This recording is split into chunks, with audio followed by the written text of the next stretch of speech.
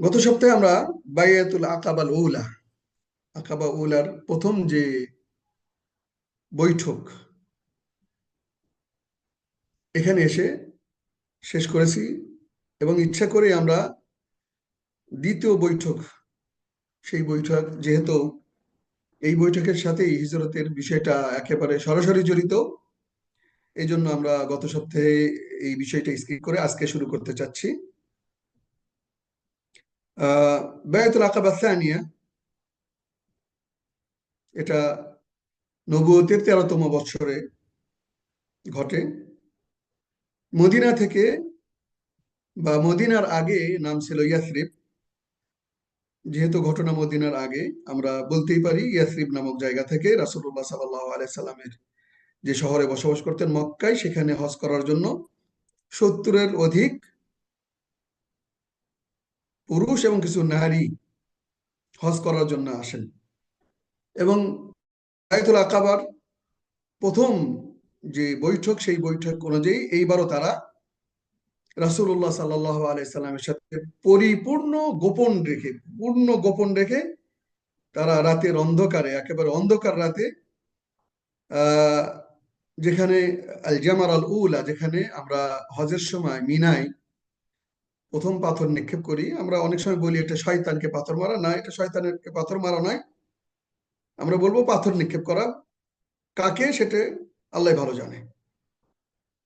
তো আমরা যে প্রথমটা শুরু করি, সেখানেই তার পাশে কোনো এক জায়গায় রাসূলুল্লাহ সাল্লাল্লাহু আলাইহি সাল্লাম এই 70-এর অধিক মদিনার যারা ইসলাম ধর্ম গ্রহণ করেছেন তাদের সাথে বৈঠকে বসেন। এবং সেখানে রাসূলুল্লাহ সাল্লাল্লাহু আলাইহি ওয়াসাল্লামের চাচা আব্বাস ইবনে আব্দুল মুত্তালিব, তিনি যদিও তখনও মুসলমান হননি, কিন্তু তার ভাতিজা মুহাম্মদ সাল্লাল্লাহু আলাইহি সাল্লাম, যেহেতু তিনি এর আগে থেকেই তার সমস্ত সাহাবারা অলরেডি মদিনায় চলে গেছেন প্রায় সবাই, এবং তিনিও চলে যাওয়ার জন্য প্রস্তুত হচ্ছেন, এবং এটা জানার পরে আব্বাস ইবনে আব্দুল মুত্তালিব সেই বৈঠকে হাজির হন।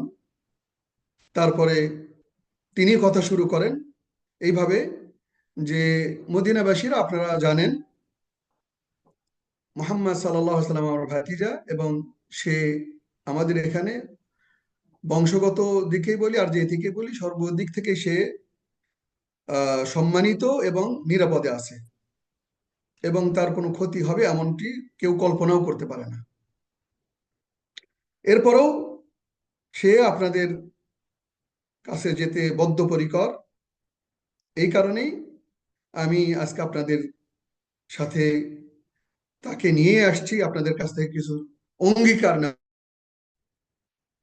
এরপর তিনি বলেন যে, যদি আপনারা আপনাদের স্ত্রী এবং সন্তানদেরকে যেইভাবে রক্ষা করেন এবং সর্বদিক থেকে যদি আমার ভাতিজাকে হেফাজত করতে পারেন, তাহলেই আমি তাকে অনুমতি দিব, নচেত নচেত নয়। এরপরে উপস্থিত যে সমস্ত মদিনাবাসী সাহাবা ছিলেন, তারা পূর্ণরূপে অঙ্গীকার ব্যক্ত করেন। তারপরে তিনি সম্মতি দেন। অঙ্গীকারগুলো ছিল এরকম যে, সর্ব অবস্থাতেই সবসময় রাসূলুল্লাহ সাল্লাল্লাহু আলাইহি সাল্লামের কথাকে প্রাধান্য দিতে হবে, সর্ব অবস্থাতেই তার কথাই শেষ কথা, এখানে আর কারো কোনো কথা চলবে না। এবং যেহেতু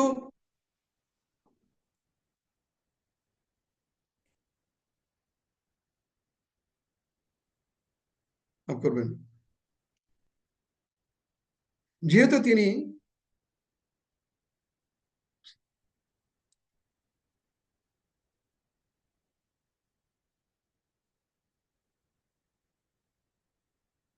যেহেতু তিনি এবং তার সাহাবারা মক্কায় সমস্ত কিছু ছেড়ে যাচ্ছে, সুতরাং তাদের পরিবার চালানো বা নিজেদেরকে খরচের একটা বিষয় আছে। সেই জন্য দ্বিতীয় শর্ত এরকম যে, সর্ব অবস্থাতে তাদের জন্য ব্যয় করার জন্য আপনাদের রেডি থাকতে হবে। তৃতীয় অঙ্গীকার এরকম ছিল, চুক্তি এরকম ছিল সবাই সৎ কাজের আদেশ এবং অসৎ কাজের নির্দেশ সবসময় চলমান থাকবে। এবং সৎ কাজের আদেশ এবং অসৎ কাজের নির্দেশ নির্দেশ পালন করতে যে দেখা যাবে যে অনেকেই বাধাগ্রস্ত হবেন, বাধা বিপত্তি আসবে। সেই ক্ষেত্রে কোনোভাবেই যেন কাউকে ভয় পেয়ে না বসে, বরং তারা সবসময় অনড় থাকবে সত্যের উপরে। পঞ্চম যে অঙ্গীকার সেটা ছিল এরকম যে রাসূলুল্লাহ সাল্লাল্লাহু আলাইহি সাল্লামকে এবং তার সাথে যারা সফর করবে তাদের সবাইকে ঠিক একজন মানুষ, তার একজন পুরুষ তার সন্তান এবং তার স্ত্রী কন্যাদেরকে যেভাবে শত্রুর কাছ থেকে হেফাজত করে, এই একইভাবে রাসূলুল্লাহ সাল্লাল্লাহু আলাইহি সাল্লামকে এবং তার সফর সঙ্গীদেরকে এই একইভাবে হেফাজত করার চেষ্টা করবে। বিশেষ করে রাসূলুল্লাহ সাল্লাল্লাহু আলাইহি সাল্লামকে হেফাজত করার চেষ্টা করবে। ফলশ্রুতিতে তাদের জন্য আহ আল্লাহ রাব্বুল আলামিনের পক্ষ থেকে মহা পুরস্কার থাকবে, জান্নাত। এই চুক্তির মধ্যে ইবনে ইসহাক এবং ইবনে হিশাম, আমরা যেটা সিরাতে ইবনে হিশাম বলি, আর প্রথমে বলছিলাম প্রথম ক্লাসে সিরাতে ইবনে ইসহাক, সেটাকে মডিফাই করে অনেক কিছু অপ্রাসঙ্গিক যেগুলো ছিল সেগুলোকে বাদ দিয়ে পরবর্তীতে সিরাতে ইবনে হিশাম। এই দুটো বই মূলত একই এবং মূল হলো ইবনে ইসহাক। এই দুইজনেই তারা বলতেছেন যে এই চুক্তিটা ছিল দ্বিতীয় আকাবার যে চুক্তি সেটা ছিল জিহাদের উপর। আবার অন্যরা বলতেছেন যে না, এই এই চুক্তিটা ছিল ঠিক নারীদের উপরে যেরকম জিহাদ ফরজ না, এই চুক্তিটা ছিল নারীদের মতো চুক্তি, অঙ্গীকার। তো আমরা যদি জিহাদের ইতিহাস দেখি তাহলে জিহাদের ইতিহাস, জিহাদ ফরজ হয় হিজরি প্রথম বছরে, অর্থাৎ রাসূলুল্লাহ সাল্লাল্লাহু আলাইহি ওয়াসাল্লাম মদিনায় চলে যাওয়ার পরে। সুতরাং আমরা এই কথা এটাই বলতে পারি যে ইবনে ইসহাক এবং আহ, ইবনে হিশাম দুইজনেই এই কথাটা গ্রহণযোগ্য নয়, তারা হয়তোবা ভুল করেছেন, আল্লাহু আলাম। এরপরে অঙ্গীকার হয়ে যাওয়ার পরে, তাদের সাথে বায়াত হয়ে যাওয়ার পরে মহিলারাও বায়াত করতে চায়। রাসূলুল্লাহ সাল্লাল্লাহু আলাইহি সাল্লাম তাদেরকে হাতে হাত রাখে নাই, পুরুষদেরকে হাতে হাত রাখছেন, কিন্তু নারীদের রাসূল সাল্লাল্লাহু হাতে হাত রাখে নাই, বরং তাদেরকে মৌখিকভাবে বলছে। এরপরে তাদের মধ্যে থেকে মোট 12 জন ক্যাপ্টেন অথবা প্রধান হিসেবে নির্ধারণ করা হয়। তার মধ্যে 9 জন ছিল খাজরাজ গোত্রের, আর 3 জন ছিল আউস গোত্রের।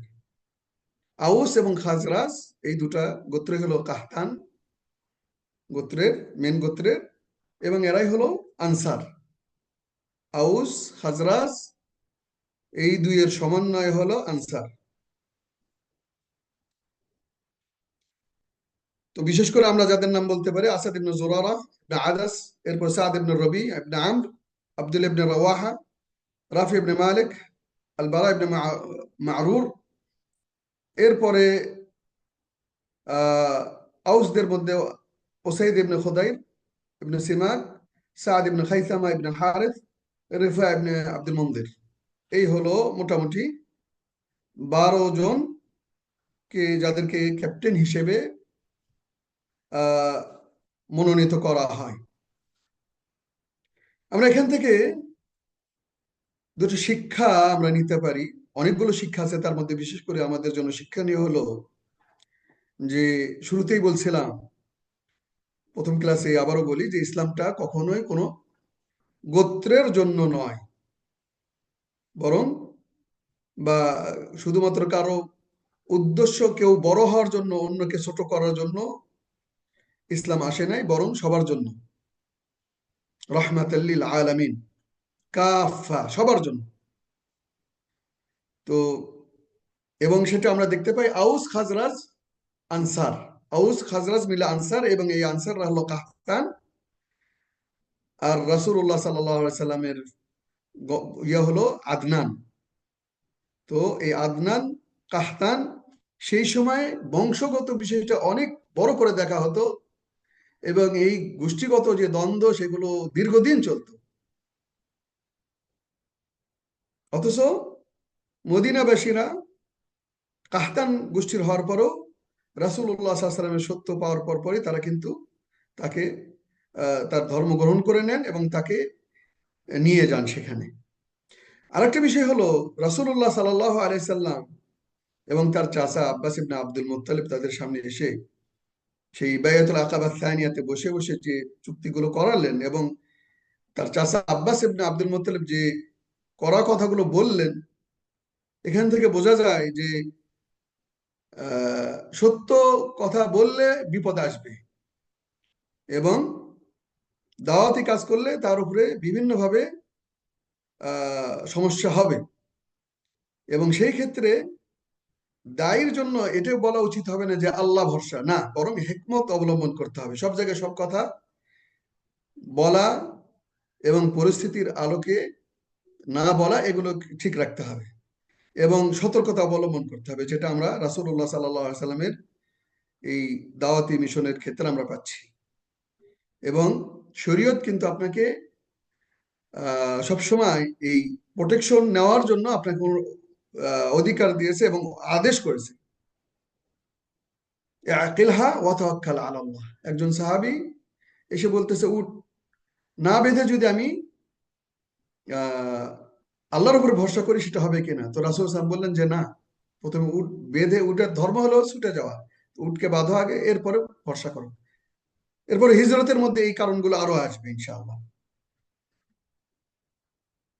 এবার আমরা আসি সেই সবচেয়েতে গুরুত্বপূর্ণ ঘটনা, যার মাধ্যমে আমরা আমাদের আজকের যে অস্তিত্ব আল্লাহর ফজলে, সেই ঘটনার দিকে আমরা যাই। সেটা হলো মদিনায় হিজরত। মদিনায় হিজরত কেন? মদিনায় হিজরত কিভাবে এবং কেন, কখন? আমরা ইতিহাসে, ইসলামের ইতিহাসে অনেক ঘটনাই পাই, যে ঘটনাগুলো ইসলামের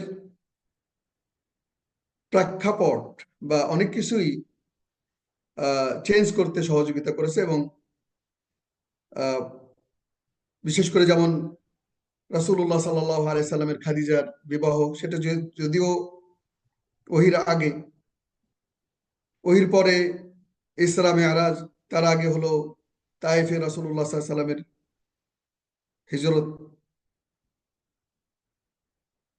কিন্তু মদিনার যে বিষয়টা সেটা আরো ব্যতিক্রম। মদিনার যে বিষয়টা, এটা আমরা আরো ব্যতিক্রম পাই। এটা হলো নতুন দিগন্তের সূচনা ইসলাম ধর্ম প্রচারের ক্ষেত্রে, ইসলাম ধর্ম অনুসারীদের শক্তি আরোহণের ক্ষেত্রে, তাদের নতুন দেশ, তাদের নতুন শক্তি, নতুন জাতি হিসেবে পৃথিবীতে উপস্থিতি, এগুলো সবই কিন্তু এই মদিনায় হিজরত মাধ্যমেই ঘটে। সুতরাং মদিনা হিজরতটা শুধুমাত্র কোনো একটা ভ্রমণ, এক জায়গা থেকে আর এক জায়গায় যাওয়া, এটি যদি আমরা ভাবি তাহলে ভুল হবে। স্বয়ং রাসূলুল্লাহ সাল্লাল্লাহু আলাইহি সাল্লামের মদিনায়, মক্কা থেকে হিজরতের শুরু থেকে একেবারে মদিনায় পৌঁছা পর্যন্ত যে ঘটনা, মারাত্মক মারাত্মক লম্হ শিউরেও জাগানো যে ঘটনাগুলো একের পর এক ঘটে, এবং সেখানে আল্লাহ রাব্বুল আলামিন তার রাসূলকে কিভাবে সহযোগিতা করেন, সাহায্য করেন, এবং নিরাপদে রাসূল এবং তার সাথী মদিনায় পৌঁছে যান। তো এই হলো মদিনায় সফর, মদিনায় হিজরত। সুতরাং অন্য সফরের মতো এটা আমাদের ভাবা উচিত হবে না। কেন হিজরত করেছেন মদিনায়? আমরা যে বলি, সেখানে রাসূলুল্লাহ সাল্লাল্লাহু আলাইহি ওয়াসাল্লাম এর সাহাবারা বেলাল রাদিয়াল্লাহু তাআলা আনহু, আম্মার ইবনে ইয়াসির, তাদেরকে কি কঠিন, সুমাইয়া রাদিয়াল্লাহু তাআলা আনহা, তাদেরকে কি কঠিন পরিস্থিতির সম্মুখীন হতে হয়েছে, তাদেরকে কত কষ্ট করতে হয়েছে এই ধর্ম পালনের ক্ষেত্রে। স্বয়ং রাসূলুল্লাহ সাল্লাল্লাহু আলাইহি সাল্লামকেও কাবা ঘরের ইবাদত করার সময় তার উপরে উটের ভুঁড়ি চাপিয়ে দেওয়া হয়েছে তাকে হত্যা করার জন্য। তো এটা একটা কারণ। এরপরে ধর্ম পালন করতে যে, গোপনে ধর্ম পালন করতে যে যাদেরকে যাদেরকে সন্দেহ করা হতো, তাদেরকে সেই মূর্তির নাম ধরে কসম করতে বলা হতো। কি একটা কঠিন পরিস্থিতি। ঠিক আমাদের পার্শ্ববর্তী দেশে যেরকম ঘটে, জোর করে আহ সেই জয় শ্রীরাম বলার, এটার ইতিহাসে আগেই মক্কার শুরুটাই এরকম ছিল। এবং দুর্বল মুসলমানদেরকে এই ধরনের ঘটনা ঘটার কারণে তারা বলতে বাধ্য হতো, যাতে ফাঁস না হয় যে তারা মুসলমান হয়ে গেছে। আর অন্যদিকে মদিনায় এমন গোষ্ঠীকে পাওয়া গেল যারা সর্বস্ব দিয়ে রাসূলুল্লাহ সাল্লাল্লাহু আলাইহি ওয়াসাল্লাম এবং তার সাথীদেরকে এবং ইসলামকে সর্বস্ব দিক থেকে তারা সহযোগিতা করার জন্য রেডি।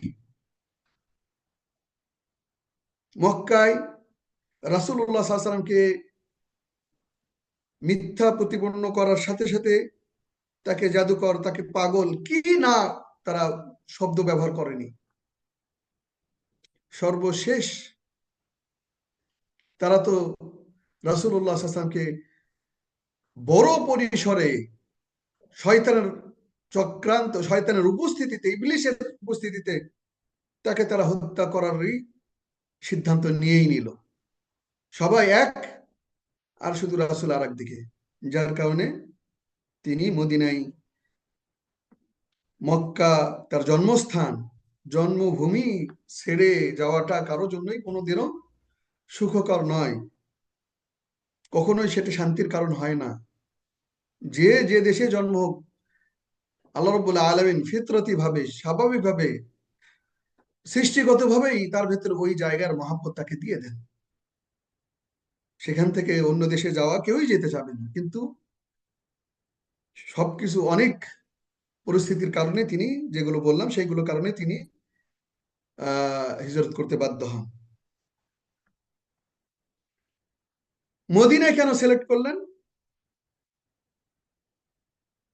এক হলো যে রাসূলুল্লাহ সাল্লাল্লাহু আলাইহি সাল্লাম স্বপ্নে নির্দেশ পান, রাআইতু ফিল মানাম আন্নী ওয়াহাজিরু মিন মক্কা ইলা আরদিন বিহা নাখল। আমি স্বপ্নে দেখলাম, আমাকে স্বপ্নে দেখানো হলো যে আমি হিজরত করতেছি মক্কা থেকে যে এরিয়াতে খেজুরের গাছ আছে, অনেক খেজুরের গাছ।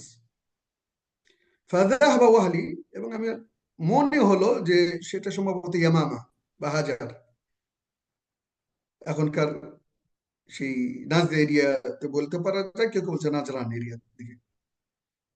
কিন্তু সর্বশেষ যেটা বুঝলাম সেটা হলো হিয়াল মাদিনা ইয়াসরিব, সেটা হলো ইয়াসরিব শহর। সহিহ বুখারীর হাদিস, ফাথুল বারীতে আপনারা দেখতে পারেন, সহিহ মুসলিমে আসছে হাদিসটা। এরকম আরো হাদিস আসছে যার মাধ্যমে নবী সাল্লাল্লাহু আলাইহি ওয়াসাল্লাম স্বপ্নের মাধ্যমে নির্দেশ পান মদিনায় যাওয়ার জন্য। একইভাবে এই শহরটি কৌশলগতভাবে গুরুত্বপূর্ণ। আমরা যদি উহুদের যুদ্ধ দেখি, একই সাথে খন্দকের যুদ্ধ, আহজাবের যুদ্ধ যদি দেখবো ইনশাআল্লাহ সামনে, তাহলে দেখতে পারবো যে এই শহরটা অন্য শহরের তুলনায় ব্যতিক্রম। আর আরো একটা বিষয় হলো সেখানকার সর্বস্তরের মানুষেরা এক বাক্যে রাসূলুল্লাহ সাল্লাল্লাহু আলাইহি সাল্লামের জন্য প্রস্তুত ছিলেন, ইসলামের জন্য প্রস্তুত ছিলেন। তাদের কেউ দ্বিমত পোষণ করেননি, দুই একজন ছাড়া।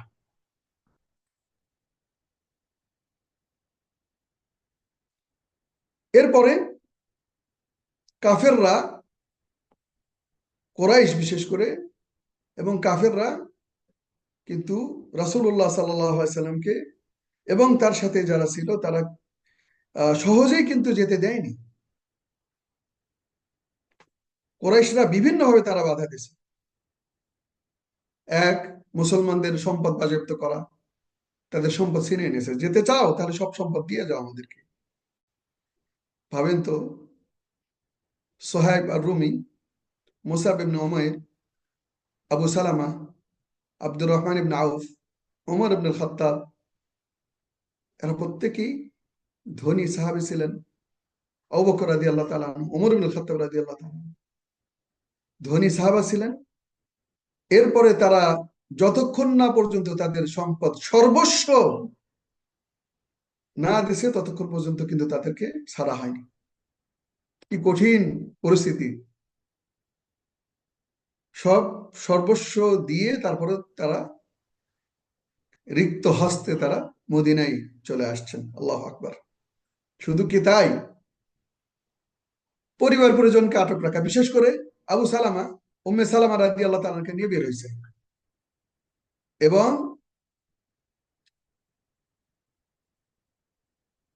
সেই উম্মে সালামা রাদিয়াল্লাহু তাআলাকে গোষ্ঠী আটকাই দিল, বলল যে যে তোমার গোষ্ঠী এক, আমার গোষ্ঠী আর এক, সুতরাং তোমরা কোনোভাবেই আমাদের সাথে আমাদের মেয়েকে নিয়ে যেতে পারবা না। এরপরে বাধ্য হয়ে, একেবারে কঠিন অবস্থা, এই ঘটনা এখানে বলার সুযোগ নেই, তারপরে একা একাই আবু সালামা হিজরত করে আসে। পরবর্তীতে উম্মে সালামা অনেক পরে হিজরত করে তার সন্তানকে নিয়ে। দাওয়াতকে বাধাগ্রস্ত তারা করেছে বিভিন্নভাবে। সর্বশেষ নবী সাল্লাল্লাহু আলাইহি সাল্লামকে হত্যার পরিকল্পনার যে তারা করেছিল সেটা তো আমাদের সবার কাছেই জানা, দারুন নাদওয়াতে।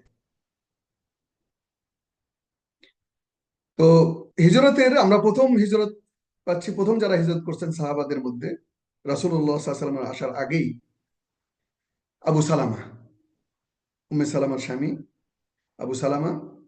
পরবর্তীতে এই উম্মে সালামা, আবু সালামা রাদিয়াল্লাহু তাআলা আনহু, তিনি উহুদের যুদ্ধে শহীদ হন। পরবর্তীতে উম্মে সালামা আমাদের উম্মাহাতুল মুমিনিন রাসূলুল্লাহ সাল্লাল্লাহু আলাইহি ওয়াসাল্লাম তাকে বিবাহ করেন। এরপরে এটা একমত। মুসা ইবনে উকবা ঐতিহাসিক বিষয়, ঐতিহাসিক এবং ইবনে ইসহাক উভয়ে বলতেছেন যে সর্বপ্রথম মক্কা থেকে যিনি মদিনায় হিজরত করেন তিনি হলেন আবু সালামা।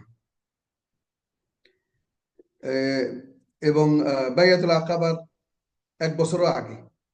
এরপরে প্রথম বায়াতুল আকাবার পরে মুসা বিন উমাইর এবং উম্মে মাকতুম হিজরত করেন। তারা কোরআন শিক্ষা দেওয়ার জন্য রাসূলুল্লাহ সাল্লাল্লাহু আলাইহি ওয়াসাল্লামের আদেশে আসেন। এরপরে হিজরত করেন বিলাল ইবনে রাবাহ, সাদ ইবনে আবি ওয়াক্কাস, আম্মার ইবনে ইয়াসির, ওমর বিন খাত্তাব, এরকম প্রায় 20 জন সাহাবী হিজরত করেন। এরপরে রাসূলুল্লাহ সাল্লাল্লাহু আলাইহি ওয়াসাল্লাম হিজরত করার আগে মোটামুটি সমস্ত সাহাবাই হিজরত করে আসেন। এবার আমরা সেই রাসূলুল্লাহ সাল্লাল্লাহু আলাইহি ওয়াসাল্লামের যে হিজরত, সেই বিষয়ে আমরা শুরু করবো ইনশাআল্লাহ। রাসূলুল্লাহ সাল্লাল্লাহু আলাইহি ওয়াসাল্লাম হিজরত করার পূর্ব মুহূর্তে মক্কায় শুধুমাত্র মুসলমানদের মধ্যে বলা চলে আবু বকর আর ওমর, আলী ছাড়া আর কেউ ছিলেন না। এবং তাদেরকেও রাসূলুল্লাহ সাল্লাল্লাহু আলাইহি ওয়াসাল্লাম হিজরত করতে বাধা দিয়েছেন যে দরকার পড়বে তোমাদের, তোমরা আগে হিজরত করো না। এবং সেটা আমরা পাই যে যখন দারুন নাদওয়ায় বৈঠক হলো এবং তারা বুঝতে পারলো যে মুসলমান ইসলাম ধর্ম যারা গ্রহণ করছে তারা তো মোটামুটি সবাই মদিনায় চলে গেছে, সুতরাং তাদের যিনি লিডার, তাদের যিনি নবী, তিনিও সুযোগ বুঝে চলে যাবেন, এটাই স্বাভাবিক। তো তিনি যেন না যেতে পারে এবং তার মাধ্যমে ইসলাম যেন প্রতিষ্ঠিত মদিনাতে না হয়, তাহলে তাকে সেই তার উদ্দেশ্যে সফল হওয়ার আগে তাকে হিজরত করতে, তাকে হত্যা করতে হবে। তো সেই অনুযায়ী দারুন নাদওয়া, সেখানে সংসদে বৈঠক হয়। সেখানে ইবলিস নজদ এর শায়েখ হিসেবে জনগণের কাছে মিথ্যা ইয়ে হয়ে সে সেখানে উপস্থিত হয় এবং প্রত্যেকেই মতামত প্রকাশ করে যে কি করে আহ মুহাম্মদকে ঠেকানো যায়। বিভিন্ন জন বিভিন্ন মত প্রকাশ করতেছিল, ইবলিসের কাছে সেটা ভালো লাগেনি। পরবর্তীতে আবু জেহেল বলল যে হ্যাঁ আমি আছি, আমার একটা মত, অবশ্যই সেটা সবার কাছে ভালো লাগবে। কি সেটা? বলা হলো যে যেহেতু মানাফ গোত্রের হলো রাসূল মুহাম্মদ, আব্দে মানাফ গোত্রের, তাকে বাদ দিয়ে বাকি অন্য অন্য যে গোষ্ঠীগুলো আছে, যে গোত্রগুলো আছে, প্রত্যেক গোত্র থেকে আমরা একজন শক্তিশালী সুন্দর হৃষ্টপুষ্ট যুবককে বাছাই করব, প্রত্যেক গোত্র থেকে একজন, এবং এদের সবার হাতে আমরা তরবারি দেব এবং তারা সবাই একসাথে মুহাম্মাদের উপরে আক্রমণ করে হত্যা করবে। ফলে মুহাম্মাদের যে গোত্র, তারা কি করবে, হিতাহিত জ্ঞান তাদের হারিয়ে যাবে। কাকে ধরবে তারা? তারা তো বলবে যে এত প্রত্যেক গোত্রই তাদের বিরুদ্ধে, সুতরাং কার কাছে, কার বিরুদ্ধে তারা যুদ্ধ ঘোষণা করবে? তো এতে তারা যুদ্ধ ঘোষণারও সাহস পাবে না।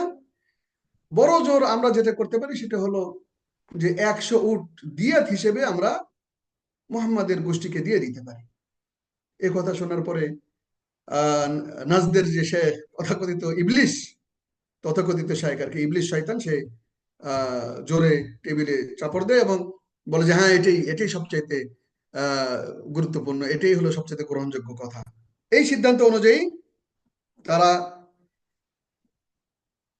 রাসূলুল্লাহ সাল্লাল্লাহু আলাইহি সাল্লামকে হত্যা করার জন্য সমস্ত চেষ্টা সব কিছু রেডি করে। এই খবর ওহির মাধ্যমে রাসূলুল্লাহ সাল্লাল্লাহু আলাইহি ওয়াসাল্লাম জানেন। জানার পরই তিনি আবু বকর রাদিয়াল্লাহু তাআলা আনহুর বাড়িতে জোহরের সময়, সাধারণত সৌদি আরবে এখনো দেখা যায় যে জোহরের সময় রাস্তাঘাটে লোকজন কম, কেন? কারণ হলো গরম, মানুষ এই সময়টা ঘরেই থাকে। তো রাসূলুল্লাহ সাল্লাল্লাহু আলাইহি ওয়াসাল্লাম এমন এক সময় বাড়িতে গেলেন, আবু বকর রাদিয়াল্লাহু তাআলার বাড়িতে, যে সময় তিনি সাধারণত, মানুষেরা সাধারণত বের হয় না, আর রাসূল সাল্লাল্লাহু আলাইহি ওয়াসাল্লাম তো ওই সময় যান না ওই বাড়িতে। যাওয়ার পরেই দরজায় কড়া নাড়লেন।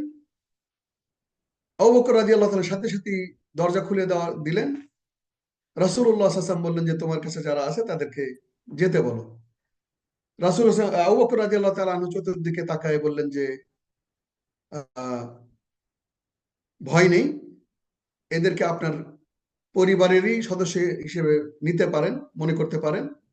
তারা কোনো ঘটনা, কোনো কথাই বাহিরে প্রকাশ করবে না।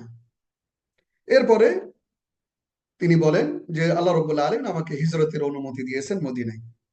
সাথে সাথে আবু বকর রাদিয়াল্লাহু তাআলা আনহু বলে ফেলেন যে রাসূল, তাহলে আমি কিন্তু আপনার সাথে যেতে চাই।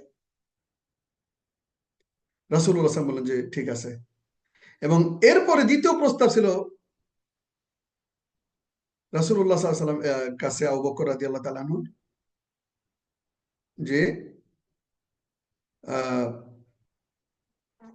দুটা উট ছিল, সেই দুটা উটের মধ্যে যে কোনো একটা উট যেন রাসূল সাল্লাল্লাহু আলাইহি ওয়াসাল্লাম নিজের জন্য নেন। তখন রাসূলুল্লাহ সাল্লাল্লাহু আলাইহি ওয়াসাল্লাম বলেন যে ঠিক আছে, কিন্তু সেটা অর্থ দিয়ে। তো এরপরে সেখান থেকে, এক রেওয়ায়ত বলতেছে সেখান থেকে তারা গুহার দিকে, গাড়ি থাওয়ার দিকে তারা চলে যান। আর এক রেওয়ায়ত বলতেছে যে না, রাসূলুল্লাহ সাল্লাল্লাহু আলাইহি ওয়াসাল্লাম বাড়িতে ফিরে আসেন। ফিরে আসার পরে রাসূলুল্লাহ সাল্লাল্লাহু আলাইহি ওয়াসাল্লাম অভ্যাস ছিল সাধারণত রাতের বেলা তিনি মাঝরাতে ইবাদত করার জন্য কাবা ঘরে চলে যেতেন।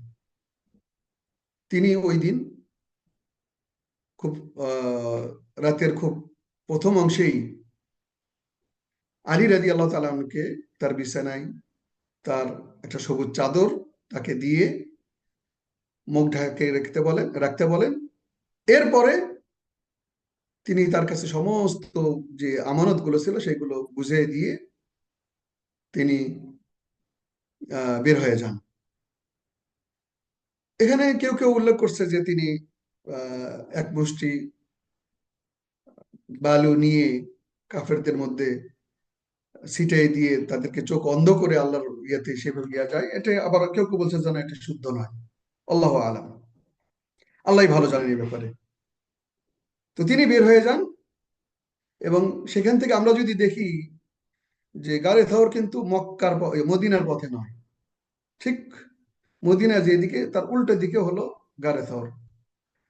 তিনি সেই গারে থাওরে যে সেখানে অবস্থান নেন, এবং পরবর্তীতে শয়তান ইবলিশ সে কাফেরদের কাছে ঘোষণা করে যে সে কিন্তু পালায়ে গেছে, বিশেষ করে যখন এই ঘটনা প্রকাশ করে যে সে কিন্তু নাই। এরপরে রাসূলুল্লাহ সাল্লাল্লাহু আলাইহি ওয়াসাল্লামকে হত্যা করার জন্য যে যুবকরা সবাই মিলে যে রাসূলের ঘরে একত্রিত হয়েছিল, তারা এই ঘটনার সত্যতা যাচাইয়ের জন্য তাদের কথা ছিল যে তারা চাদর না টেনে এক চিটিয়ে না দেখে তাকে হত্যা করে ফেলবে। এখানে আলী রাদিয়াল্লাহু তাআলা আনহু রাসূলের মহাব্বত এবং ইসলাম ধর্মের জন্য মহাব্বত কতটুকু হলে নিজের জীবন এত বড় রিস্ক নিয়ে রাসূলের জায়গায় শুয়ে পড়েন, এবং জানতেন তিনি যে এটাই ঘটবে, যে তারা এসে চাদর না তুলেই হত্যা করে ফেলবে। কিন্তু ইবলিস সে যখন প্রকাশ করে দিয়েছে, তখন এই অন্যান্য গোত্রের যারা ছিল তাদেরকে বলা হয়েছে যে আগে মুখ বের করে দেখো আসলে সে কে শুয়ে আছে। পরবর্তীতে চাদর টেনে দেখা গেল যে রাসূল নয়, তার জায়গায় আলী রাদিয়াল্লাহু তাআলা আনহু শুয়ে আছেন, এবং তাকে এটা দেখে তারা তো ব্যর্থ হওয়ার কারণে আলী রাদিয়াল্লাহু তাআলার উপরে বিভিন্ন রকম অকথ্য ভাষায় গালিগালাজ, বিভিন্ন রকম কথাবার্তা বলে সেখান থেকে চলে গেল। মুহাম্মদ সাল্লাল্লাহু আলাইহি ওয়াসাল্লামকে যখন তারা ঠেকাতে পারেনি, এরপরই তারা ঘোষণা করলো যে মুহাম্মদ যেহেতু পালায়ে গেছে, তাহলে আবু বকরের জন্য 100 উট আর মুহাম্মাদের জন্য 100 উট, 200 উট। কেউ কেউ বলছে 100, দুইজনের জন্য 100, কেউ কেউ এমনও বলছে যে 200 উট বা 100 উট দেওয়া হবে পুরস্কার হিসেবে, যে তাদেরকে নিয়ে আসতে পারবে। এরপরে রাসূলুল্লাহ সাল্লাল্লাহু আলাইহি সাল্লাম কৌশলগত হিসেবেই তিনি আহ অন্য কোথাও আশ্রয় নিতে পারতেন বা মদিনার পথে আশ্রয় নিতে পারতেন, না, তিনি কিন্তু এটা করেননি। তিনি এখানেও হিকমত এবং রাসূলের দাওয়াতের যে হাকিম, তিনি যে প্রজ্ঞার, এবং এগুলো সবই যে ওহির মাধ্যমে, আল্লাহু আকবার, তিনি ঠিক বিপরীত দিকে, মদিনার রাস্তার বিপরীত দিকে গারে সওরে তিনি আশ্রয় নিলেন, এবং সেখানেও আবু বকর রাদিয়াল্লাহু তাআলা আনহু আগে সবকিছু পরিষ্কার করলেন, এবং সব ক্ষেত্রেই রাসূলকে সামনে পিছনে রেখে তিনি সেই জায়গাটাকে সুন্দর করে পরিষ্কার করে তারপরে সেখানে রাসূলুল্লাহ সাল্লাল্লাহু আলাইহি সাল্লামকে তার যেটা আসছে যে তার বাহুর উপরে বা উরুর উপরে রাসূল আসলামকে শুইতে বলেন, এবং তিনি রাসূল আসলাম সেখানে আরাম করেন। এখানে মুসনাদ আহমদে আসছে ওই কবুতর ডিম দেওয়ার কথা, তারপরে মাকড়সার কথা আসছে,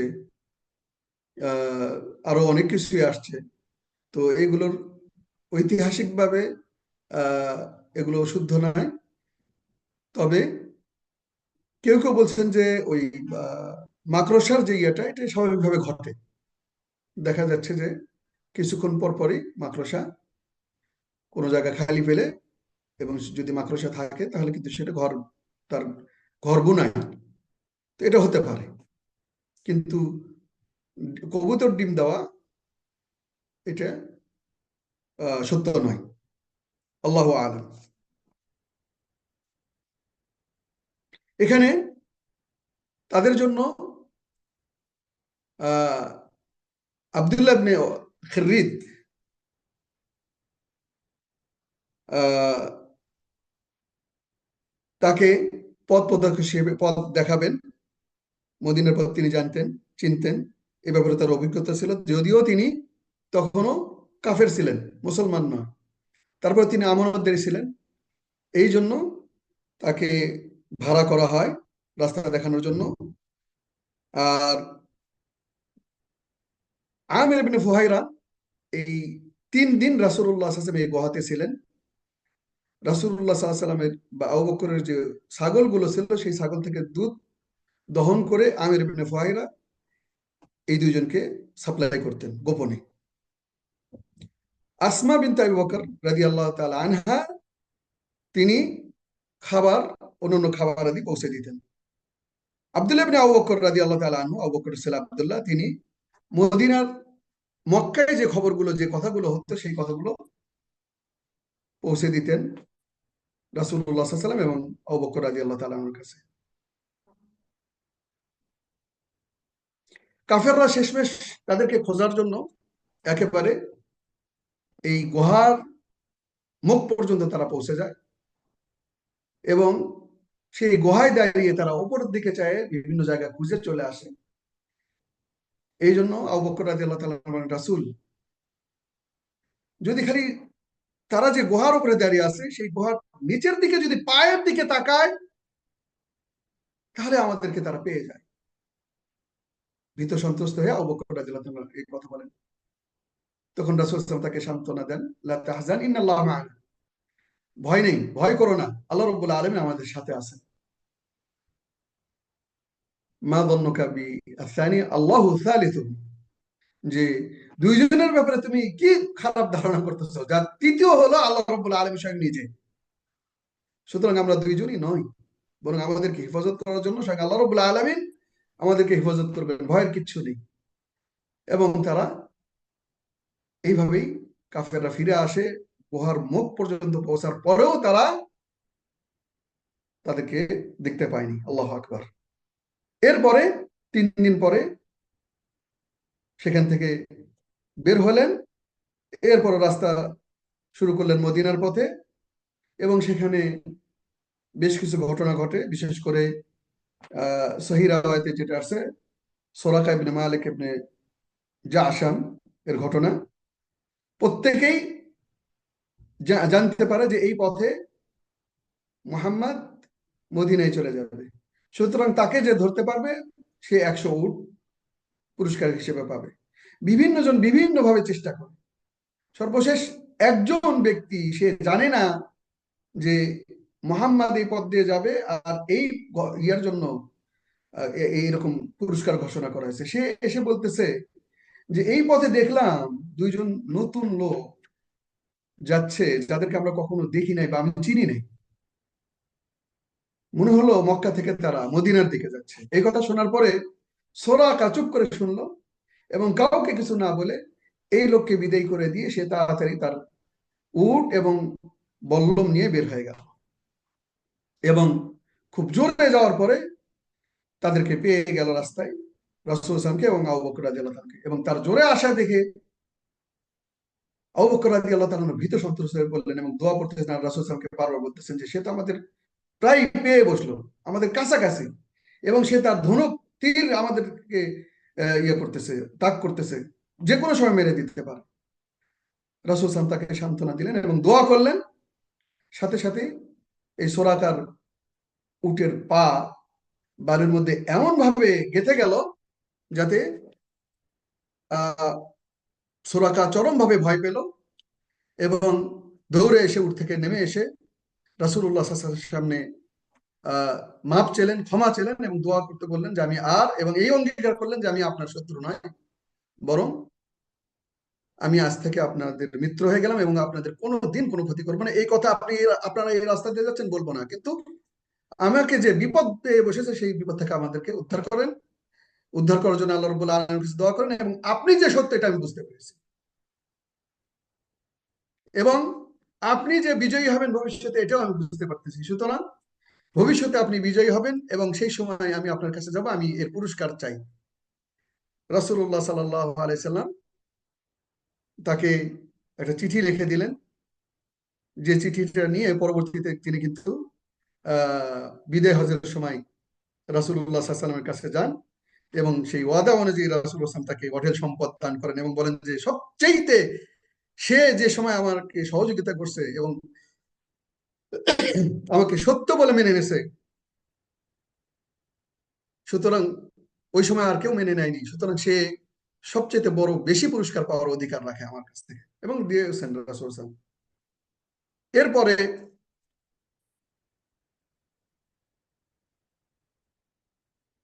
উম্মে মা'বাদের ঘটনা। উম্মে মা'বাদ একটা তাঁবুতে বসবাস করতেন, এবং এই দিক থেকে যারাই লোকজন যাতায়াত করতেন তাদেরকে তিনি তার ঘরে যা থাকতো, বিশেষ করে উট বা ছাগলের দুধ পান করাতেন। তো এই দিন উম্মে মা'বাদ আল খুজাইয়া তিনি একাই বাড়িতে, তার স্বামী তার সমস্ত ছাগল নিয়ে বাইরে চলে গেছেন, ঘরে আর কিচ্ছু নেই।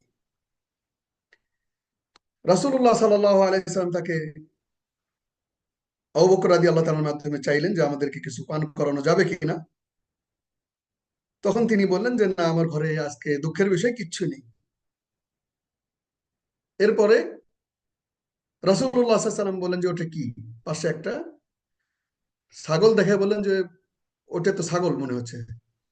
তো বললেন যে এই ছাগল এতটাই দুর্বল যে চলতে ফিরতে না পারার কারণে সে থেকে গেছে, যে কোনো টাইমে সে মারা যাবে, অসুস্থ। তো এর কাছ থেকে তো দুধ আশাই করা যায় না। তো রাসূল সাল্লাল্লাহু আলাইহি ওয়াসাল্লাম বললেন যে আমি যদি এর কাছ থেকে দুধটা দহন করি, আমাকে কি অনুমতি দেওয়া হবে? তো উম্মে মা'বাদ আল খুজাইয়া আশ্চর্য হয়ে বললেন যে দেখেন আপনি, কিছুটা হেসে দিয়ে বললেন যে দেখেন আপনি যদি পারেন। রাসূলুল্লাহ সাল্লাল্লাহু আলাইহি ওয়াসাল্লাম সেই, আল্লাহু আকবার, তিনি সেই অসুস্থ, রুগ্ন ছাগল, যেটি চলাফেরাই করতে পারতেছিল না, সেখান থেকে দুধ দহন করলেন। ঘটনার আকস্মিকতায় উম্মে মা'বাদ আল খুজাইয়া আশ্চর্য হয়ে গেছে যে এটা কিভাবে সম্ভব। তিনি, রাসূলুল্লাহ সাল্লাল্লাহু আলাইহি ওয়াসাল্লাম, তিনি পান করলেন পেট ভর্তি ভরে, আবু বকর রাদিয়াল্লাহু আনহু পান করলেন, উম্মে মা'বাদ পান করলেন, আশেপাশে যারা ছিল পান করলেন। এরপরে তার স্বামীকে দেওয়ার জন্য আবার ঘরে রেখে দিয়ে তিনি রওনা দিলেন। আবু মা'বাদ আল খুজাইয়া, উম্মে মা'বাদের স্বামী, তিনি যখন আসলেন, আসার পরে সব ঘটনা যখন তাকে বলা হলো, তিনি বললেন যে এটা কি করে সম্ভব। ঘটনা যদি এটাই হয়, তাহলে তিনি যিনি, যার ব্যাপারে মক্কার কুরাইশরা 100 উট ঘোষণা করছে। তবে আমার কাছে মনে হচ্ছে যে মক্কার লোকেরা মিথ্যাবাদী, তারা ভুল পথে, তারা ভ্রান্ত পথে। আর যিনি, যার বিরুদ্ধে তারা এই ধরনের পুরস্কার ঘোষণা করছে, তারাই সত্য, তিনিই সত্য। এবং যদি কখনো সময় হয়, তাহলে আবার যদি তাকে পাই, তাহলে তাকে আমি অনুসরণ করি। এখানে আরেকটা বিষয় হলো আশ্চর্য, উম্মে মা'বাদ আল খুজাইয়া রাসূলুল্লাহ সাল্লাল্লাহু আলাইহি সাল্লামের এই ক্ষণিকের কথাবার্তা এবং সাক্ষাৎ, এই সাক্ষাতে তিনি যেভাবে রাসূলের কথাবার্তা, হাসি, শারীরিক অবকাঠামো, যেগুলো এত সুন্দরভাবে আবু মা'বাদের কাছে তুলে ধরছেন, যেটা আশ্চর্য, যেটা ক্ষণিকের দেখে সম্ভব নয়।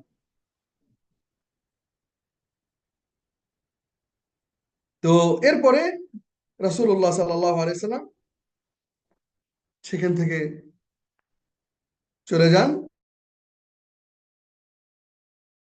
উম্মে মা'বাদের ইয়ে থেকে আস্তে আস্তে তিনি কুবার দিকে রওনা হন, মদিনার দিকে।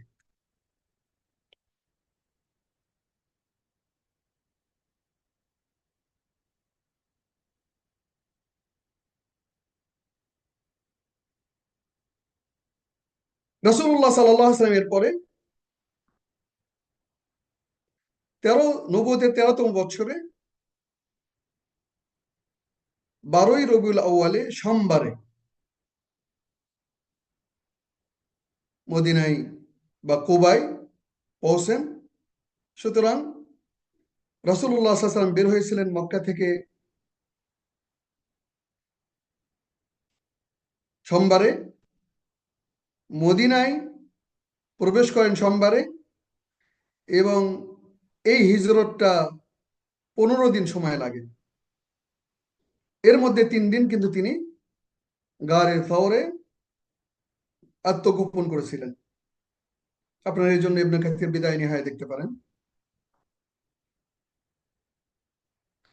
এরপরে এখান থেকে তিনি আবার সেখানে অবস্থান করেন 14 দিন, কুবাতে অবস্থান করেন 14 দিন। আর এই সময় মক্কাবাসীরা, মদিনাবাসীরা রাসূল সাল্লাল্লাহু যখন বের হয়েছেন তখন থেকে জানতে পারেন যে তিনি বের হয়ে গেছেন। এই জন্য তারা তাকে অভ্যর্থনা জানানোর জন্য কিন্তু প্রতিদিনই সকালবেলা যেতেন এবং সকালবেলা মদিনাবাসীরা যে কুবার যে সামনের যে জায়গাটা সেটাতে দাঁড়িয়ে থাকতেন অভ্যর্থনা জানানোর জন্য। বিকাল হলে মানে আবহাওয়া গরম হয়ে গেলে তিনি ফিরে আসতেন, তারা ফিরে আসতেন। এরপরে হঠাৎ করে একদিন এক ইহুদি বলতেছে যে তোমাদের বড়, যে তোমাদের মুরব্বী যে সে এসে গেছে।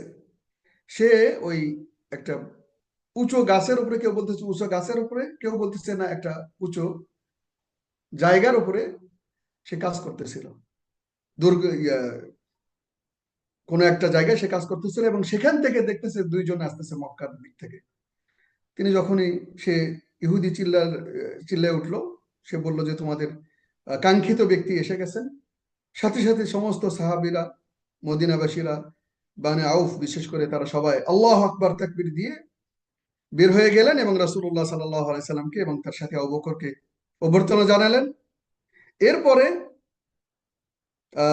সেই সময় প্রত্যেকেই মনে করতেছিল যে আবু বকর যিনি, তিনি বোধহয় মুহাম্মদ সাল্লাল্লাহু আলাইহি ওয়াসাল্লাম। যখন রাসূলের উপর রোদ আসলো, রোদের প্রখরতা বেড়ে গেল, তখন রাসূল সাল্লাল্লাহু আলাইহি ওয়াসাল্লাম তার কাপড় দিয়ে যখন রাসূলকে সেভ করলেন, ছায়া দিচ্ছিলেন, তখনই অন্যরা সবাই বুঝলো যে তাহলে নবী হলেন ইনি। তো এখানেও দেখতে পাই যে রাসূলুল্লাহ সাল্লাল্লাহু আলাইহি ওয়াসাল্লামের জীবন সাদাসিধা জীবন, এবং তিনি কোথাও বসে থাকলে জিজ্ঞাসা না করলে বোঝা যেত না যে কে রাসূলুল্লাহ সাল্লাল্লাহু আলাইহি ওয়াসাল্লাম, কে সাহাবী, কে অন্য মানুষ। আল্লাহু আকবার। এরপর এখানে তিনি আহ 14 দিন বসবাস করেন এবং মসজিদে কুবা আহ তৈরি করেন, প্রতিষ্ঠা করেন। এখানে একটা বিষয় হলো, কেউ কেউ বলছেন 3 দিন রাসূল সাল্লাল্লাহু আলাইহি ওয়াসাল্লাম কুবায় ছিলেন, কেউ কেউ বলতেছে যে 7 দিন। কিন্তু আমরা যদি একটু খেয়াল করি যে 3 দিন বা 7 দিনে একটা মসজিদ তৈরি করা সম্ভব নয়।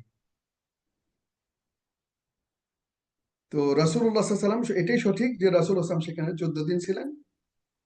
এরপরে জুমার দিনে তিনি সকালবেলা বের হয়ে চলে যান মদিনার উদ্দেশ্যে। সেখান থেকে কিছু দূর যাওয়ার পরে, প্রায় 1 কিলোমিটার যাওয়ার পরে, বা 1 কিলোমিটার যাওয়ার পরে সেই জায়গায় বানি সালেম ইবনে আউফ গোত্রে, সেখানে জোহরের সালাতের সময় হয়। এই জন্য তিনি প্রথম সেখানে জোহরের সালাত আদায় করেন। এখনো সেখানে মসজিদে জুমা হিসেবে এই মসজিদ, ওই জায়গায় মসজিদ করা হয়েছে। এরপরে সেখান থেকে জোহরের সালাত আদায় করে তিনি আবারও উটের পিঠে ওঠেন এবং মদিনায় রওনা দেন। এই সময় প্রায় 500 আনসার, তারা তার চতুর্পাশে আল্লাহ আকবার ধ্বনি দিয়ে এবং বিভিন্ন শব্দ বলে ইয়া মোহাম্মদ, ইয়া রসুল্লাহ, এইভাবে বলে বলে, যা মোহাম্মদ, যা রসুল্লাহ, যা নূর, এই কথা বলে বলে অভিনন্দন জানাচ্ছিলেন মদিনায় পৌঁছা পর্যন্ত। এবং প্রত্যেকে চেষ্টা করতেছিলেন তার উটকে থামায় তার বাসায় নেওয়ার জন্য। কিন্তু রাসূলুল্লাহ সাল্লাল্লাহু আলাইহি ওয়াসাল্লাম বললেন যে দাউহা ফাইন্নাহা মা'মুরা, ছেড়ে দাও, সে আল্লাহর পক্ষ থেকে আদিষ্টিত, সে নিজে যেখানে থামবে সেখানেই আমি নামবো। এরপরে আবু আইয়ুব আনসারীর বাড়িতে এই উট এসে থামে এবং আবু আইয়ুব আনসারীর বাড়ি ছিল 2 তালা বিশিষ্ট। রাসূলুল্লাহ সাল্লাল্লাহু আলাইহি ওয়াসাল্লাম নিচে বেছে নেন। আবু আইয়ুব আনসারী এবং তার স্ত্রী দুজনে ইতস্ততা প্রকাশ করেন যে রাসূল, আপনি নিচে থাকবেন, আমরা উপরে থাকবো, এটা কেমনে হয়? তখন রাসূলুল্লাহ সাল্লাল্লাহু আলাইহি ওয়াসাল্লাম তাদেরকে অনুরোধ করেন, বলেন যে আমার উপরে ওহী আসে এবং তোমাদের জন্য সমস্যা হবে, আমার জন্য সহজ হলো নিচে থাকা। এখানে একটা বিষয় আমরা অনেকেই মনে করি যে তলা আল বদর আলাইনা মিন সানিয়াতিল ওয়াদা, এই যে যে সঙ্গীত বা নাশিদ যাই বলি না কেন, কবিতা, এটা সেই সময় বলা হয়েছিল। আসলে এটা যদিও অনেকে উল্লেখ করছে, কিন্তু এটা সঠিক নয়, সঠিক রেওয়ায়তে আসেনি। আমাদের শেখ সফিউর রহমান মুবারকপুরী রাহিমাহুল্লাহ তিনিও মানসুরপুরের দিকে নিসবত করে বলতেছেন যে এটা হতে পারে সঠিক। কিন্তু আমরা যদি দেখি সানিয়াতুল ওয়াদা যে জায়গাটা, সেটা কিন্তু কুবা যেই দিকে, ঠিক তার বিপরীত দিকে হলো সানিয়াতুল ওয়াদা। সুতরাং এটা তাবুক যুদ্ধ থেকে যখন রাসূল সাল্লাল্লাহু আলাইহি ওয়াসাল্লাম বিজয়ী হয়ে ফিরে আসেন, তখন মদিনাবাসীরা এই কবিতা আবৃত্তি করেন বলে এটাই সঠিক হওয়ার সম্ভাবনাই বেশি। এরপরে মদিনায় পৌঁছে সেখানে আবু আইয়ুবের ঘরে তিনি দীর্ঘ 7 মাস সেখানে ছিলেন, যেটা ইবনে সাদ ওয়াকিদি থেকে তবাকাতে তার তবাকাত ইবনে সাদ উল্লেখ করেছেন। এরপরে তিনি এই সময়কালীন একটা রাষ্ট্রের যে মৌলিক অবকাঠামো, সেই মৌলিক অবকাঠামোগুলো তৈরির দিকে মনোনিবেশ করেন। সমাজ এবং রাষ্ট্রের জন্য যে গুরুত্বপূর্ণ বিষয়গুলো আছে, সেগুলোকে তৈরির কাজে তিনি শুরু করেন প্রথমেই মসজিদ। মসজিদ দিয়ে আমরা এখনো এই বিষয়টা সৌদি আরবে এখনো দেখতে পাই। তারা যেখানে যাই করুক না কেন, কোনো একটা এরিয়া, কোনো একটা বসবাসের জায়গা যাই করুক না কেন, অথবা কোনো তেলের পাম্প, কোনো দোকানপাট, মার্কেট যদি করা হয়, তাহলে প্রথমেই যেটা শুরু করা হয়, তারা মসজিদটা দিয়ে শুরু করে। আগে মসজিদটা কোথায় হবে, এবং এটা তৈরি করার পরে বাকি অন্য কাজে শুরু করেন। তো মসজিদ কেন আগে? কারণ হলো আহ, সমস্ত কল্যাণমূলক কাজের কেন্দ্রবিন্দু হলো এই মসজিদ। এরপরে মসজিদ হলো সালাতের জায়গা। মসজিদ হলো শিক্ষা প্রতিষ্ঠা, শিক্ষার জায়গা এবং সবাইকে একত্রিতকরণের জায়গা। মসজিদ হলো বিচার এবং ফতুয়া ইত্যাদি পরিচালনার জায়গা। একই সাথে সে এই জায়গাটাই কিন্তু আহ সৈন্য প্রেরণ এবং সৈন্য ভাগাভাগি করার যে জায়গা, সবকিছু গনিমতের সম্পদ সবকিছু কিন্তু এই জায়গাতেই থাকতো। আমরা আজকে এই কাজগুলো বিভিন্ন ক্ষেত্রেও পাই, বিভিন্ন জায়গায় পাই, কিন্তু সেই সময় এই একটা জায়গায় ছিল। একই সাথে সেটা আহ পরামর্শের জায়গা এবং হুকুমের যে জায়গা, সেই বিচার কার্য ফয়সালা সেগুলোরও গিয়েছিল। একই সাথে মুসলমানরা কে কেমন, পাঁচ ওয়াক্ত সালাতে যে ব্যক্তি নিয়মিত আসে, সেই ব্যক্তি হঠাৎ একবার দুইবার অনুপস্থিত হলেই কিন্তু আমরা চট করে খেয়াল করি যে উনি কোথায়। উনি তো সাধারণত অনুপস্থিত থাকে না। আর এই কারণেই পুরুষের জামাতে সালাত পড়ার, মসজিদে সালাত পড়ার গুরুত্ব এত। পুরুষের সালাত কিন্তু মসজিদেই হতে হবে, বাড়িতে নয়। যে কোনো ভাবে হোক, এটা আমাদেরকে খেয়াল রাখতে হবে। তো সেখানে এই মসজিদে নববী যেখানে তৈরি করা হয়, সেখানে সাহাল এবং সোহাইল, এই দুইজন, দুই এতিম বালকের, যারা আনসার গোত্রের, আনসারদের, এদের ছিল। তো এরা ছিল আবার আসাদ ইবনে জুরারের নেতৃত্বে। রাসূলুল্লাহ সাল্লাল্লাহু আলাইহি ওয়াসাল্লাম তাদেরকে ডাকে এবং তাদের এই জায়গাটা তাদের কাছ থেকে চেয়ে নেয়। রাসূলুল্লাহ সাল্লাল্লাহু আলাইহি ওয়াসাল্লাম তারা উভয়ই এই জায়গাটাকে ফিরিয়ে দিতে আগ্রহ প্রকাশ করেন, কিন্তু রাসূলুল্লাহ সাল্লাল্লাহু আলাইহি ওয়াসাল্লাম কিন্তু তাদের কাছ থেকে কিনে নেন, ফ্রিতে নেননি। এখানে একটা বিষয় হলো, আমরা যদি খেয়াল করি যে রাসূলুল্লাহ সাল্লাল্লাহু আলাইহি ওয়াসাল্লাম আবু বকর রাদিয়াল্লাহু তাআলা যখন উট দিলেন, তখনও বললেন যে আমি কিন্তু অর্থ দিয়ে নেব। আবার একই সাথে এখানে মসজিদের জন্য জায়গা নিলেন, তখনও কিন্তু তিনি অর্থ দিয়ে নিলেন। এখান থেকে আমাদের অনেক কিছু শিক্ষার আছে। কানা নিজের ওপরে যতটুকু পারা যায় অন্যের মুখাপেক্ষী না হওয়াটাই আমাদের উচিত। এবং আমরা অনেক কিছুই চিত্র দেখি যেগুলো উচিত নয় আমাদের জন্য, যেগুলো আমাদের ইসলামকে খাটো করে।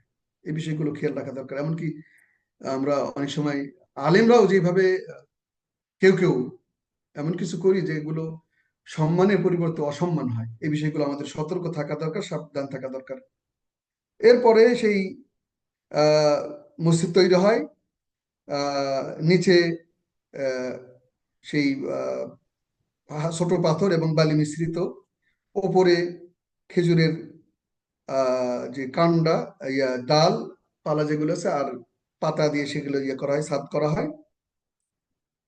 এবং রাসূলুল্লাহ সাল্লাল্লাহু আলাইহি ওয়াসাল্লাম নিজেই পাথর এবং ইট বহন করতেন এবং বলতেন, আল্লাহুম্মা লা আইশা ইল্লা আইশুল আখিরাহ ফাগফির লিল আনসার ওয়াল মুহাজিরা। আল্লাহ, আখিরাত ছাড়া আমাদের আর কোনো কিছুই আমরা আশা করি না, এটাই হলো আসল। সুতরাং ওটার জন্য আনসার এবং মুহাজিরদেরকে আপনি ক্ষমা করে ওই জীবনে সফলতা দান করুন। ওই সময় যেহেতু বাইতুল মাকদেসের কিবলা ছিল, সুতরাং বাইতুল মাকদেসের দিকেই কিবলা হয়, এবং তিনটা দরজা হয়, একটা দরজা পিছনে, একটা দরজা বাবুর রহমা সামনের দিকে, আর একটা দরজা ছিল রাসূলুল্লাহ পাশে, যেটা দিয়ে রাসূলুল্লাহ সাল্লাল্লাহু আলাইহি ওয়াসাল্লাম ঢুকতেন। এটা হলো মসজিদ তৈরি। রাসূলুল্লাহ সাল্লাল্লাহু আলাইহি ওয়াসাল্লাম সামাজিক কাজে আরো যে কাজগুলোর গুরুত্ব দেন, তার মধ্যে আরেকটা হলো যে আহ, আনসার এবং মুহাজিরদের মধ্যে ভ্রাতৃত্ব তৈরি করা। এটা নিঃসন্দেহে বলা যেতে পারে যে ইমানি যে ভ্রাতৃত্ব, ইমানের উপরে যে ভ্রাতৃত্ব গড়ে ওঠে, এটা নিঃসন্দেহে রক্তের যে ভ্রাতৃত্ব তার চাইতে বেশি শক্তিশালী, এবং দুটোর মধ্যে তুলনাও চলে না। আমার আপন ভাই, রক্তের ভাই, তার চাইতে বেশি গুরুত্বপূর্ণ ভূমিকা আমার জন্য রাখে যে আমার একই বিশ্বাসে বিশ্বাসী। এই জন্য যে কোনো ক্ষেত্রেই আমাদের এই বিষয়টা খেয়াল রাখা দরকার যে যিনি আমার একই বিশ্বাসে বিশ্বাসী, তাকে কোনোভাবেই হ্যাস্তান্যাস্ত বা কোনো ইয়েতে লাঞ্ছিত হোক, এটা কোনোভাবে হতে দেওয়া যায় না। কারণ সে আপনার জন্য, আপনার আপন ভাই পালায় যেতে পারে আপনি বিপদে পড়লে, কিন্তু সে সর্বস্ব দিয়ে আপনাকে কিন্তু প্রোটেক্ট করবে। এই ভ্রাতৃত্ব বন্ধনটা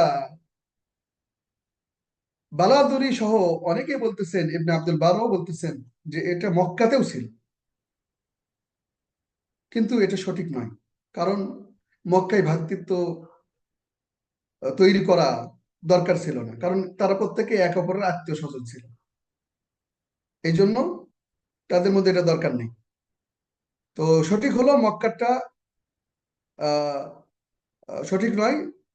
আবার রাসূলুল্লাহ সাল্লাল্লাহু আলাইহি ওয়াসাল্লাম মদিনায় হিজরত করার পরে এসে কয়েকটা সমস্যায় পড়লেন, বিভিন্ন চতুর্মুখী সমস্যার মধ্যে পড়লেন। একটা হলো অর্থনৈতিক, সামাজিক এবং স্বাস্থ্যগত দিক থেকে।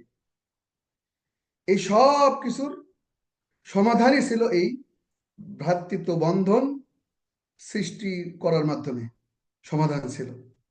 এজন্য বলা যায় যে নিম্নোক্ত কারণে রাসূলুল্লাহ সাল্লাল্লাহু আলাইহি ওয়াসাল্লাম এই ভ্রাতৃত্ব বন্ধনটা তৈরি করেন। একটা হলো মুহাজির যারা ছিলেন তারা কিন্তু তাদের সর্বস্ব ছেড়ে মক্কায় রেখে তারা খালি হাত পা নিয়ে মদিনায় পৌঁছে গেছে। আবার মদিনাতে মক্কার লোকেরা ব্যবসায়ীতে অভ্যস্ত, ব্যবসায়িক কাজে, মদিনার লোকেরা কৃষি কাজে এবং বিভিন্ন আহ, কিছু তৈরি করার তৈরি ক্ষেত্রে, সামগ্রী তৈরি করার ক্ষেত্রে তারা অভিজ্ঞ। সুতরাং এই দুটা ক্ষেত্রে কিন্তু মক্কাবাসী যারা হিজরত করে আসছে মুহাজিররা, তারা এ ব্যাপারে অভিজ্ঞ নয়। আবার যদি ব্যবসা করতে যায় তাহলে সেই ক্ষেত্রেও মুহাজিরদের জন্য যে অর্থ সম্পদ দরকার, পুঁজি দরকার, সেটাও কিন্তু তাদের কাছে নেই। আর একটা হলো মদিনার যে আবহাওয়া, সেটা কিন্তু মক্কাবাসীদের জন্য বৈরী আবহাওয়া। মক্কায় সবসময় গরম, মদিনাতে গরম আছে, ঠান্ডাও আছে। সকালে গরম, রাতের বেলা ঠান্ডা পড়ে যেতে পারে, এর অস্বাভাবিক কিছু না, এখনো এরকম। ইত্যাদি সমস্যাকে কেন্দ্র রেখে রাসূলুল্লাহ সাল্লাল্লাহু আলাইহি সাল্লাম তাদের মধ্যে প্রীতি এবং তাদের একঘেয়েমি সব কিছু দূর করার জন্য আনসার আর মুহাজিরদের মধ্যে ভ্রাতৃত্ব বন্ধন তৈরি করেন, এবং সেটা ঘটে আনাস ইবনে মালিক রাদিয়াল্লাহু তাআলা আনহুর বাড়িতে। এবং সেখানে সংখ্যা ছিল 30 জন, অর্ধেক হলো 90 জন। 90 জন, এবং সেই সংখ্যা 90 জনের মধ্যে 45 জন হলো আহ, আনসার, এবং 45 জন হলো মুহাজির। এবং সেখানে এই ভ্রাতৃত্বটা গড়ে তোলা হয় সর্বদিক থেকে, একজন ভাই আরেকজন ভাইকে যেভাবে সর্বস্ব দিক থেকে, এমনকি অর্থ সম্পদ দিয়ে সহযোগিতা করবে, এই সব কিছু ছিল এই ভ্রাতৃত্বের মূল লক্ষ্য। এবং তারা এতে কার্যকর ছিল, তারা করতেন এটা। এই ভ্রাতৃত্ব হয়ে যাওয়ার পরপরই প্রত্যেক আনসার তার ভাই মুহাজিরকে নিয়ে যান, নিয়ে যেয়ে তার বাড়ি 2 ভাগ করেন, তারপরে তার খেজুর বাগান 2 ভাগ করেন, তার চতুষ্পদ সম্পদ যেগুলো আছিল, যেগুলো ছিল সেগুলোকে 2 ভাগ করেন। এমনও দেখা গেছে তাদের স্ত্রীদের মধ্যে যার বিবাহ করার সামর্থ্য নেই, তাকে এই এখতিয়ার দেন যে আপনি যে স্ত্রীকে পছন্দ, যে যাকে যদি চান আমি তালাক দিয়ে দেবো। আল্লাহু আকবার।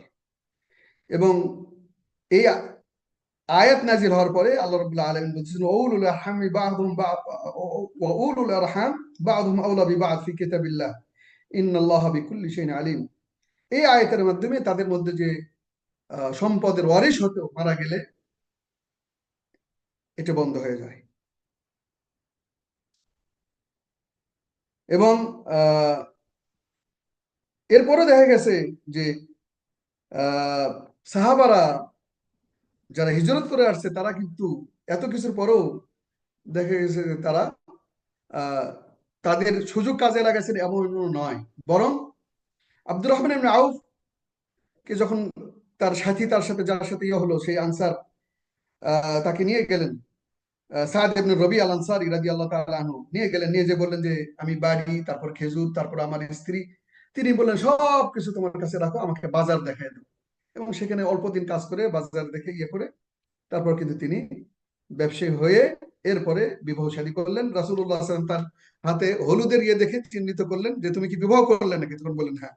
তখন রাসূলুল্লাহ সাল্লাল্লাহু আলাইহি ওয়াসাল্লাম বললেন যে একটা ছোটখাটো একটা ছাগল দিয়ে হলেও তুমি অলিমা করো। এরপরে তৃতীয় যেটা, এটা দিয়ে শেষ করবো ইনশাআল্লাহ, আর বাকিগুলো খুব গুরুত্বপূর্ণ আমাদের কাছে নয়।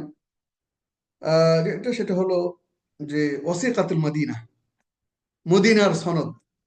যে সনদ দিয়ে আমরা বিভিন্ন জনে বিভিন্ন সময় রাজনীতির আহ কথা বলি, রাজনীতির ভাষা বলি, অথচ হয়তোবা তারা এটাকে খেয়ালই করেনি, তাদের যে চিন্তাধারা এটা অনেক দূরে। এবং এটা প্রথম সনদ। এবং এই সনদের ব্যাপারে আমরা কথা, মূল যে বিষয়গুলো আছে সেগুলোর ব্যাপারে আমরা যাব না, শুধু সংক্ষিপ্ত করে বলবো যে আহ প্রথমত কেউ কেউ অস্বীকার করছে, যেমন প্রফেসর ইউসুফ আলাউস, সিরিয়ার ব্যক্তি, ইনি গুরুত্বপূর্ণ ব্যক্তি ইতিহাসের ক্ষেত্রে। ইনি বলতেছেন যে এটা মিথ্যা, এটা বানানো, এটা হয়নি, এটা কখনো নেই। অন্যদিকে অনেকেই এটার উপর নির্ভর করে যে প্রথম ইসলামের ইতিহাসে বা পৃথিবীর ইতিহাসে এটাই প্রথম লিখিত সংবিধান। তো একজন বলতেছে যে এটা মিথ্যা, আবার তার সাথে কেউ কেউ সুর মিলাচ্ছে। অন্যদিকে আবার এটার উপর ভিত্তি করে অনেক হুকুম আহকামও অনেকেই বের করেছেন। তো বাস্তব সত্য ইউসুফ আলুস উনি বলতেছেন যে এটার কারণ হলো যে কোনো হাদিসের কিতাবে আমরা পাচ্ছি না, এই কারণে তিনি এটাকে অস্বীকার করছেন। কিন্তু এবং বলতেছেন ইবনে ইসহাক ইসনাদ ছাড়া এটা রেওয়ায়াত করছেন, আর কেউ রেওয়ায়াত করেনি, এটা বর্ণনা করেনি। কিন্তু আমরা যদি দেখি তাহলে বাইহাকিও রেওয়ায়াত করছে, আহ কিতাবুল আমওয়ালে উল্লেখ আছে এই সনদ সহ, আরো অন্যান্য কিতাবে উল্লেখ আছে। সুতরাং হয়তো বা তিনি ইউসুফ আলস ওইগুলো খেয়াল করেননি, এটা একটা বিষয়। আরেকটা বিষয় হলো হাদিসের কিতাব গুলো তো আর ইতিহাসের কিতাব নয় যে সবগুলো এক পুঙ্খানুপুঙ্খানুভাবে আসবে, বরং বিভিন্ন জায়গায় বিভিন্ন ভাবে বিচ্ছিন্ন ভাবে বিভিন্ন হুকুম হাকাম আসছে, যেগুলো এই ইয়ার সংবিধানের অংশ। তার চাইতে বড় কথা হলো যে এই সংবিধানের বিষয়গুলো যদি আমরা একত্রিত করি, দেখা যায় যে ভাষাগত দিক থেকে সেগুলো রাসূলেরই ভাষা, অন্য কারো ভাষা হতে পারে না। তো এই সব মিলে এই সংবিধান সত্য, এবং এটি ইতিহাসের প্রথম ইয়ে, এবং লিখিত সংবিধান। এবং সবচেয়ে গুরুত্বপূর্ণ সংবিধান, যেখানে সমাজের সব দিকগুলো চলে আসছে। সেখানে সমাজে আহ অন্য ধর্মের কেউ যদি থাকে, একই সাথে সামাজিকভাবে একই ধর্মের মধ্যে যদি গন্ডগোল বাঁধে, বিভিন্ন দিক, কার কি হওয়া দরকার, কার কি দায়িত্ব থাকা দরকার, দেশকে হেফাজতের জন্য কেমন ভূমিকা রাখা দরকার, এগুলো কিন্তু সেই সংবিধানে আসছে। এবং এই সংবিধানটা মূলত দুইবার লেখা হয়েছে। প্রথমবার মুসলমানদের মধ্যে আর ইহুদিদের মধ্যে বদর যুদ্ধের আগে, প্রথম হিজরিতে। এরপরে মুসলমানদের মধ্যে চুক্তির জন্য তাদের মধ্যেও বিভিন্ন ভুল ভ্রান্তি হতে পারে, গন্ডগোল হতে পারে, এই জন্য তাদের মধ্যে আবার আলাদা করে একটা চুক্তি লেখা হয়। সেই চুক্তি ছিল বদর যুদ্ধের পরে দ্বিতীয় হিজরিতে। সুতরাং এই চুক্তিটা ছিল দুইবারে, কেউ কেউ একবার বলে গুলায় ফেলে, এটা সঠিক নয়। এবং এখানে সব কিছুতেই রাসূলুল্লাহ সাল্লাল্লাহু আলাইহি সাল্লাম কিন্তু সর্বশেষ যেটা দুইটার মধ্যেই একটা বিষয় তিনি উল্লেখ করেছেন, যে বাহিরের শত্রুর ব্যাপারে আমরা সবাই এক, এবং এক্ষেত্রে কেউ কোন রকম নাফরমানি নিফাকি করতে পারবে না, যেটা ইহুদিদের স্বভাব এবং যারা করছে একের পর এক। এই জন্য তাদেরকে কিন্তু বিতাড়িত করা হয়েছে। একই সাথে যে কোনো সমস্যা হবে, সব সমস্যার সমাধানকারী হিসেবে আল্লাহ এবং তার রাসূল। তো এই হলো চুক্তির বিষয়গুলো ছিল সেখানে। দেখা যাচ্ছে যে ইন্নাল ইহুদ ইউনফিকুনা মাআল মুমিনিন মা দামু মুহারিবিন, প্রথম দিকে বলা হচ্ছে যে খরচ যা হবে সব ইহুদি নাসারা সব একসাথে, ইহুদি এবং মুসলমানরা সব একসাথে। তারপরে আহ জুলুম যে করবে তার এই সেই মাজলুমের পক্ষে সবাই এক, এবং জালেমের বিপক্ষে সবাই এক। এরপরে কোরাইশকে কখনো আহ নিয়ে আসা যাবে না মদিনায়, এবং কোনো ব্যক্তি যদি ভুল করে তাহলে তার যে আত্মীয় স্বজন আছে, সেই তার ব্যক্তিগত ভুলের কারণে তার আত্মীয় স্বজনকে ধরা হবে না। এই হলো ইত্যাদি। তো এই ছিল আমাদের মদিনার যে সংবিধান, মদিনার যে সহিফা ওয়াথিকা। আর বাকি যে দুটো পয়েন্ট আমাদের ছিল, সেখানে একটা ছিল হলো মুসলমানদের মধ্যে যে চুক্তি, সেটাও আমরা উল্লেখ করেছি।